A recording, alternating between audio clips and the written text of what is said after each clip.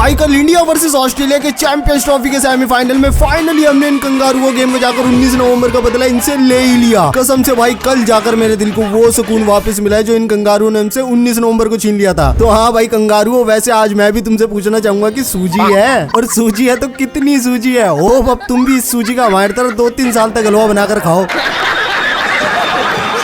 खैर भाई वैसे सच बताऊं तो 264 रन स्कोर बोर्ड पर देखकर एक समय के लिए ऐसा लग रहा था कि कहीं हम आज भी वहीं खड़े ना रह जाए, क्योंकि भाई इन कमेंटेटरों ने बोल कर इतनी हवा खराब कर रखी थी कि इस पेज पर 250 रन चेस ही नहीं होते। 264 रन चेस करना मानो पहाड़ जैसा स्कोर चेस करना होगा। लेकिन भाई अपने बल्लेबाजों को जैसे पता लगा कि लोग कह रहे कि 264 रन इस पर चेस नहीं होते, कौन कह रहा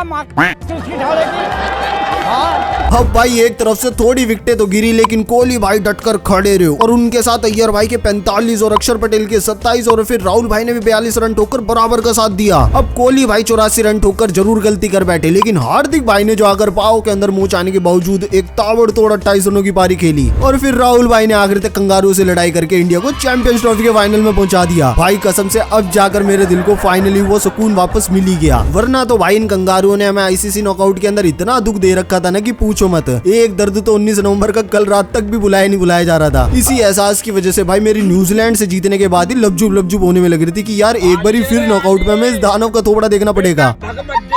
भाई कसम से परसों की पूरी रात बस मैं एक ही चीज सोच रहा था कि कैसे न कैसे करके रोहित भाई साइड को स्टेडियम के किसी कमरे में बंद करके आ जाए जहाँ से ये मैच खत्म होने तक वापिस ही ना आ पाए।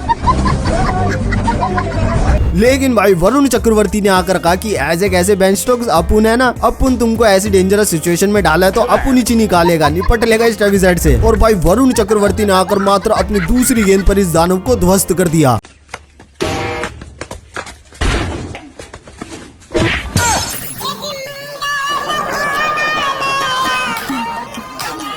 खैर भाई मैच को शुरू से आरंभ करते तो रोहित भाई लगातार अपना 14वां टॉस हार गए। भाई साहब अब क्या करे, रोहित भाई सिक्का उछालते हैं तब हार जाते हैं, पहले कॉल करते हैं तब हार जाते हैं, पता नहीं टॉस के ऊपर तो अपनी क्या ही पनौती लग गई। खैर पीलो ने टॉस जीतकर अब की बारी पहले बल्लेबाजी चुनी और भाई पहले ओवर के अंदर शामी भाई ने स्टूले का 0 पर कॉटन बोल्ड चांस मिस कर दिया, लेकिन फिर शामी भाई ने अपने अगले ओवर में कपूर कॉलोनी का एज लगवा दिया और कोहली भाई का शानदार बंगड़ा बाहर आ गया।